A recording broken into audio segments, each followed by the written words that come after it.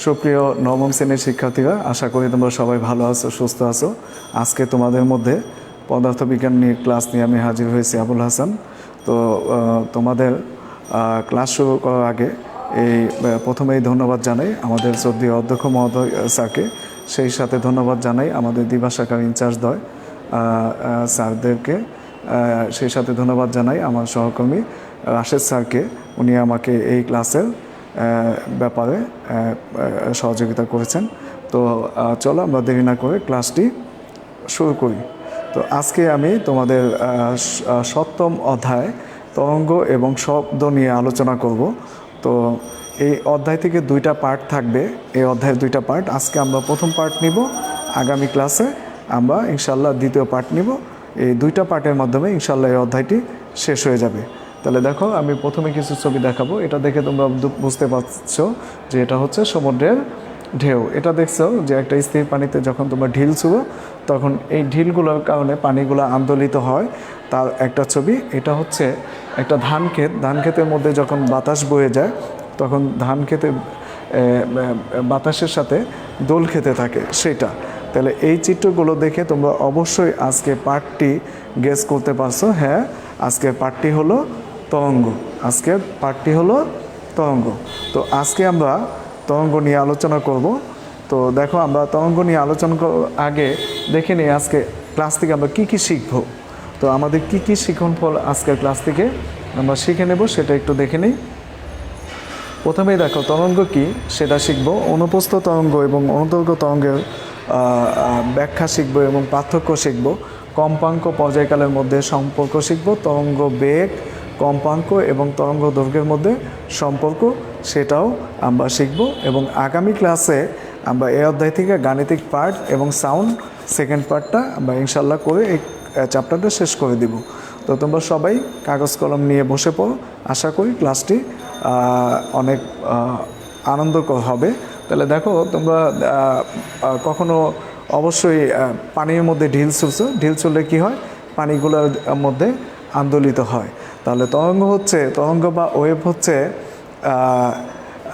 একটা মাধ্যম থেকে অন্য মাধ্যমে শক্তি স্থানান্তরের প্রক্রিয়া, যেখানে মাধ্যমের কণাগুলো স্পন্দিত হয় কিন্তু তার স্থানান্তরিত হয় না।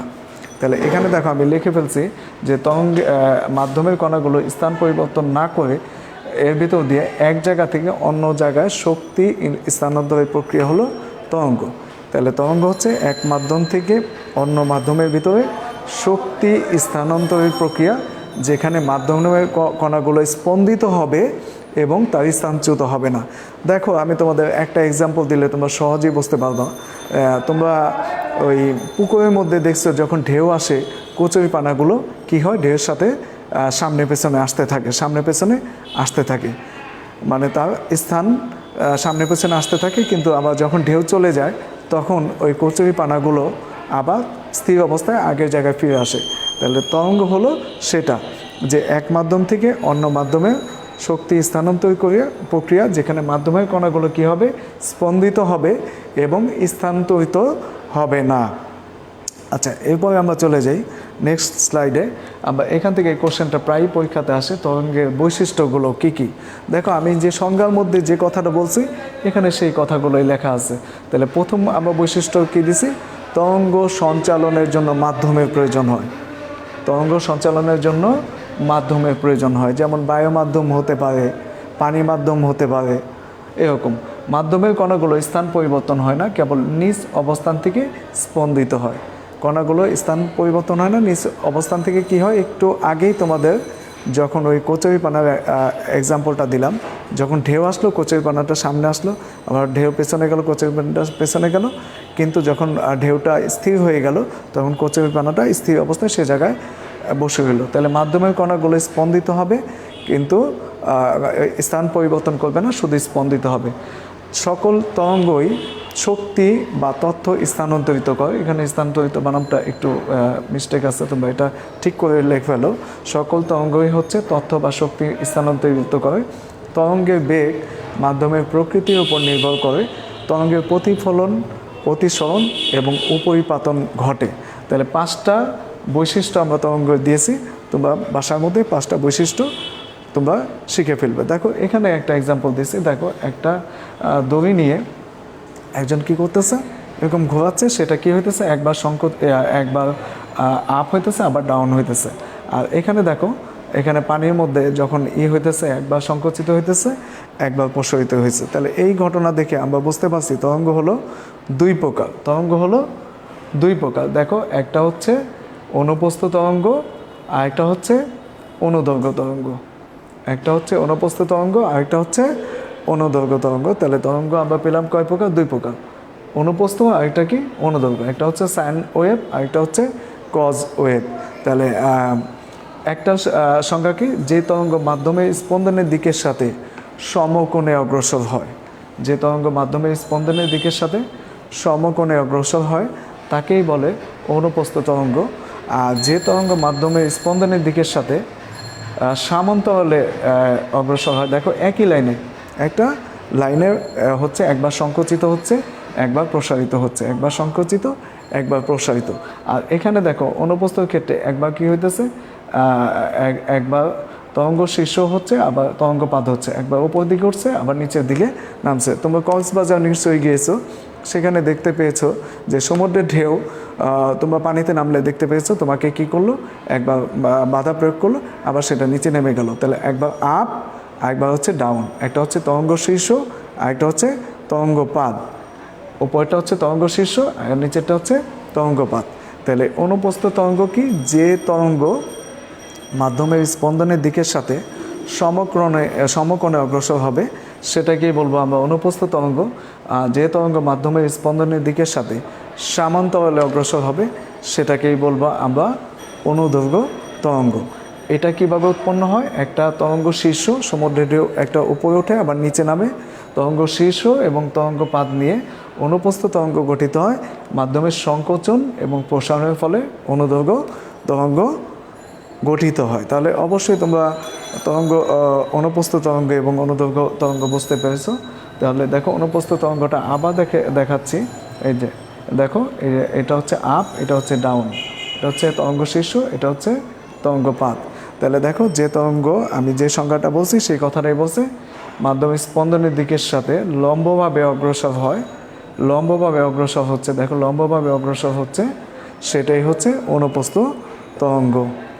আর যে তরঙ্গ দেখো মাধ্যমে স্পন্দনের দিকের সাথে সমান্তরালে একই লাইনে অগ্রসর হচ্ছে সেটাই হচ্ছে অনুদৈর্ঘ্য তরঙ্গ, যেটা একবার সংকোচন হচ্ছে আবার একবার প্রসারিত হচ্ছে। তাহলে মাধ্যমে স্পন্দনের দিকের সাথে সমান্তরালে অগ্রসর যেটা হবে সেটাকেই বলবো আমরা অনুদৈর্ঘ্য তরঙ্গ। এখন দেখো তরঙ্গের প্রকারভেদ আমরা একটু আগেই দেখিয়েছি, সেটা আবার দেখাবো, একটু লিখে দিয়েছি। একবার হচ্ছে প্রসারণ, আরেকবার হচ্ছে সংকোচন, আবার প্রসারণ, আবার সংকোচন। তাহলে মাধ্যমের সংকোচন এবং প্রসারণের ফলে যে তরঙ্গ সৃষ্টি হয় সেটা হলো অনুদৈর্ঘ্য তরঙ্গ। আর একটি তরঙ্গ শীর্ষ এবং একটি তরঙ্গপাত নিয়ে যে তরঙ্গ গঠিত হয় সেটাই হলো অনুপ্রস্থ তরঙ্গ। এরপর দেখো আমরা একটা ভিডিও দেখে নিই। একটা ভিডিও দেখলে আমাদের অনেকটা অনুপ্রস্থ তরঙ্গ এবং অনুদৈর্ঘ্য তরঙ্গের বিষয়টা আমরা বুঝতে পারবো। দেখি আসে কিনা।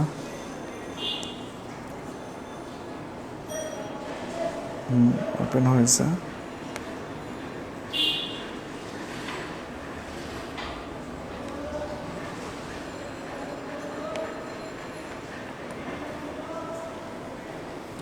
দেখো এখানে দেখাচ্ছে, দেখো যে তরঙ্গ মাধ্যমে স্পন্দনের দিকের সাথে দেখো সমকোণে অগ্রসর হয় সেই তরঙ্গকে আমরা কি বলি, এটা অনুদৈর্ঘ্য তরঙ্গের উদাহরণ। একটু আগেই তোমাদের দেখিয়েছি, একবার সংকোচন এবং একবার প্রসারিত হচ্ছে। আর এটা দেখো, এই একটা সিঁড়ির মধ্যে যদি তুমি হাত দিয়ে বাড়ি দাও কোনো শলাকা দিয়ে, সেটা থেকে শব্দটা আমাদের কানের মধ্যে আসে বায়ুর মাধ্যমের ভিতর দিয়ে, সেটা হচ্ছে অনুদৈর্ঘ্য তরঙ্গ। আর এখানে দেখো একটা সাউন্ড থেকে যে তরঙ্গটা আসছে, একবার তরঙ্গ শীর্ষ, একবার তরঙ্গপাত নিয়ে। তাহলে তোমরা অবশ্যই এটা দেখে একটু ধারণা হয়েছে, আর আমি যে তোমাদের ব্যাখ্যা দিয়েছি সেটা থেকে আশা করি পুরোপুরি ধারণা হয়েছে। তাহলে দেখো এই যন্ত্রটার নাম হচ্ছে একটা সরল দোলক। দেখো এই যন্ত্রটার নাম হলো সরল দোলক। এখানে দেখো একটা পূর্ণ স্পন্দন কখন হবে, এখান থেকে যখন এখানে চলে আসবে। তোমরা অবশ্যই দোলনায় উঠছো, দোলনাতে পূর্ণ স্পন্দন কখন হবে, যখন তোমাকে ধাক্কা দেওয়া হবে, তুমি সামনে চলে যাবে, আবার ওইখান থেকে যখন তুমি আবার যে ধাক্কা দিয়েছে তার কাছে ফেরত আসবে, তখন একটি পূর্ণ স্পন্দন সম্পন্ন হবে। এই পূর্ণ স্পন্দন সম্পন্নের যে সময় সেটাকেই বলে পর্যায়কাল, যেটাকে টি দ্বারা প্রকাশ করে। আর পর্যায়কালের একক হচ্ছে সেকেন্ড, পর্যায়কালের একক হচ্ছে সেকেন্ড। এরপরে দেখো আমরা এখানে দেখো কিছু জিনিস দেখিয়েছি। তো এইখান থেকে এই পর্যন্ত একটা পূর্ণ স্পন্দন হয়েছে। এই পূর্ণ স্পন্দন করতে তরঙ্গ যে দূরত্ব অতিক্রম করছে সেটাকে আমরা কি বলছি, তরঙ্গ দৈর্ঘ্য। তরঙ্গ দৈর্ঘ্য যে কোনো একদিকে সর্বাধিক যে তরঙ্গ শীর্ষ, এটা তরঙ্গপাত, সর্বাধিক যে দূরত্ব সেটাকে আমরা বলছি বিস্তার। আর এটা হচ্ছে তরঙ্গ শীর্ষ, এটা হচ্ছে তরঙ্গপাত। আমরা এই নামগুলো একটু শিখে নেই। দেখো একটা হচ্ছে তরঙ্গ দৈর্ঘ্য, যেটাকে ল্যামডা দ্বারা প্রকাশ করে। একটি পূর্ণ স্পন্দন হতে যে সময় লাগে সেই সময় তরঙ্গ যে দূরত্ব অতিক্রম করে সেটাকেই বলে তরঙ্গ দৈর্ঘ্য, যেটাকে ল্যামডা দ্বারা প্রকাশ করে। এখান থেকে এই পর্যন্ত দূরত্বটা হচ্ছে একটি পূর্ণ স্পন্দন, আর সেটাকে আমরা বলবো কি, তরঙ্গ দৈর্ঘ্য। এরপর দেখো এইখান থেকে এই পর্যন্ত যে দূরত্বটা, যে কোনো একদিকে সর্বাধিক যে দূরত্ব সেটাকেই বলবো আমরা বিস্তার, সেটাকে বলবো আমরা বিস্তার। এই পয়েন্টটাকে বলবো আমরা তরঙ্গ শীর্ষ, এই পয়েন্টটাকে আমরা বলবো তরঙ্গ শীর্ষ, এবং এই পয়েন্টটাকে বলবো আমরা তরঙ্গ, দেখো এই পয়েন্টটাকে বলবো আমরা তরঙ্গপাত। তাহলে আমরা মোটামুটি এই সংজ্ঞাগুলো একটু আসবে। দেখো পূর্ণ কম্পনে যে সময় লাগে, সে একটা পূর্ণ স্পন্দন বা কম্পন হতে যে সময় লাগে, তরঙ্গ সেই সময় যে দূরত্ব অতিক্রম করে সেটাকেই বলে তরঙ্গ দৈর্ঘ্য, যেটাকে ল্যামডা দ্বারা প্রকাশ করা হয়। এর নাম হচ্ছে ল্যামডা। এর একক হলো মিটার, একক হলো মিটার। তাহলে দেখো একটা পূর্ণ স্পন্দন হতে যে সময় লাগছে এখান থেকে এই পর্যন্ত একটা পূর্ণ স্পন্দন, এই পুরো দূরত্বটাই হচ্ছে কি এখান থেকে পর্যন্ত পূর্ণ স্পন্দন, সেটাকে বলছি আমরা কি, ল্যামডা, সেটাকেই বলছি আমরা ল্যামডা।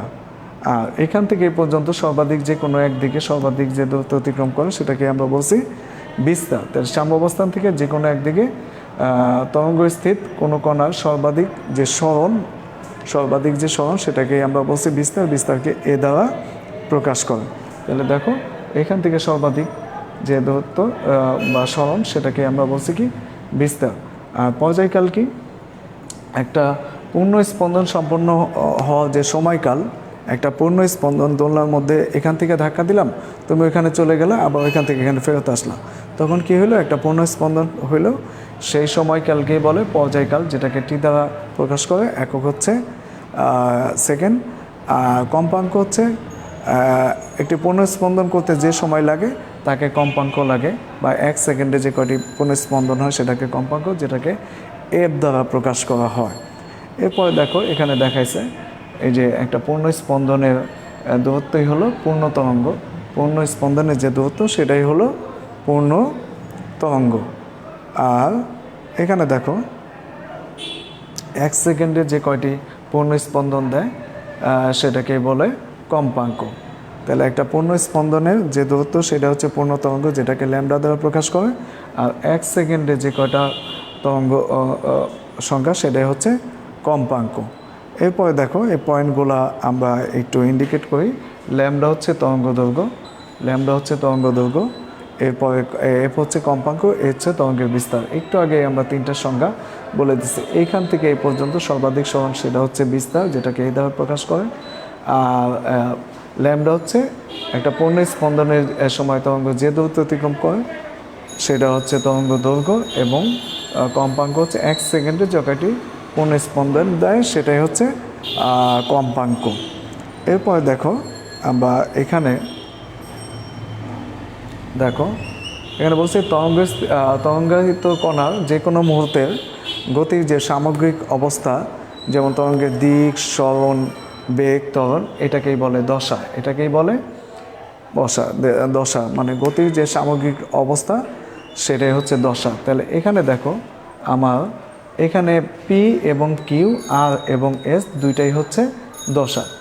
গতির সামগ্রিক যে অবস্থা, তরঙ্গের দিক হতে পারে, সরণ হতে পারে, বেগ হতে পারে, সেটা হচ্ছে দশা। তাহলে পি কিউ আর এস অবস্থানের কণাগুলো একই দশায় আছে, একই দশার মধ্যে আছে। আর দেখো একটা 1 সেকেন্ডে যে কয়টা পূর্ণ স্পন্দন দেয়, সে সময় তরঙ্গ যে দূরত্ব অতিক্রম করে সেটাকে বলে তরঙ্গ বেগ। মানে তরঙ্গ প্রতি সেকেন্ডে যে দূরত্ব অতিক্রম করে সেটাকেই বলে তরঙ্গ বেগ। এর একক হচ্ছে মিটার ভাগ সেকেন্ড, একক হচ্ছে মিটার ভাগ সেকেন্ড। এরপর দেখো যে সংজ্ঞাগুলো আমি এতক্ষণ বোঝাইলাম চিত্র দিয়ে, সেই সংজ্ঞাগুলো এখানে লিখে দিয়েছি।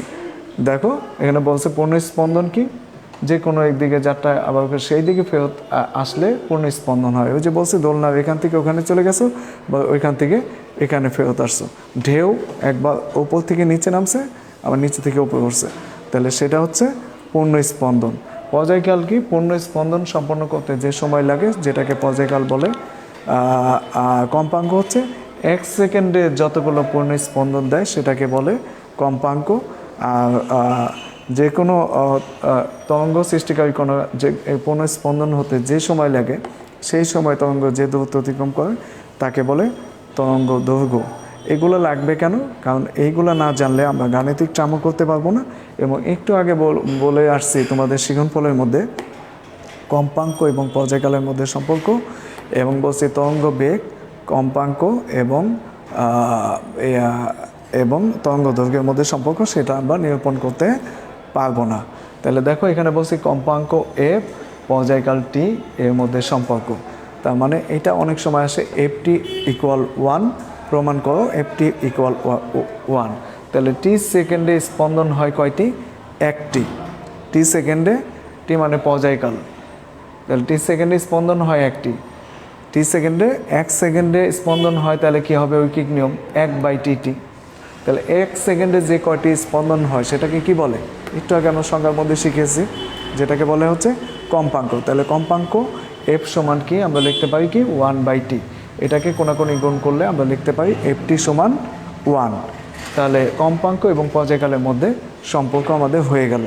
এরপর দেখো আরেকটা যেটা বলছিলাম, কম্পাঙ্ক এফ, তরঙ্গ দৈর্ঘ্য ল্যামডা এবং তরঙ্গ বেগ ভি এর মধ্যে সম্পর্ক, যেটা পরীক্ষায় আসে। ভি সমান হচ্ছে এফ ল্যামডা, ভি সমান এফ ল্যামডা।